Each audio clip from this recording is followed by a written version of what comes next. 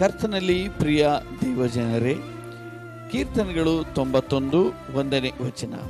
ಪರಾತ್ಪರನ ಮೊರೆ ಹೊಕ್ಕಿರುವವನು ಸರ್ವಶಕ್ತನ ಆಶ್ರಯದಲ್ಲಿ ಸುರಕ್ಷಿತನಾಗಿರುವನು. ಪ್ರಿಯರೇ, ನೀವು ದೇವರ ಆಶ್ರಯದಲ್ಲಿ ಇರುವಾಗ, ದೇವರ ಆಶ್ರಯದಲ್ಲಿ ನೀವು ಇದ್ದವರಾಗಿರುವಾಗ, ಸರ್ವಶಕ್ತನಾಗಿರುವ ಕರ್ತನು ನಿಮಗೆ ಆಶ್ರಯವಾಗಿದ್ದಾನೆ, ನಿಮಗೆ ಗೂಢಾರವಾಗಿದ್ದಾನೆ. ರಾಜಾದಿರಾಜನು, ಅದ್ಭುತನಾಗಿರುವ ದೇವರು, ಮಹಿಮೆಯ ಅರಸನು, ಯುಗಗಳ ಅರಸನು ಆಗಿರುವಂಥ ದೇವರು ನಿಮ್ಮ ಆಶ್ರಯವಾಗಿದ್ದಾನೆ, ನಿಮ್ಮ ಗೂಢಾರವಾಗಿದ್ದಾನೆ.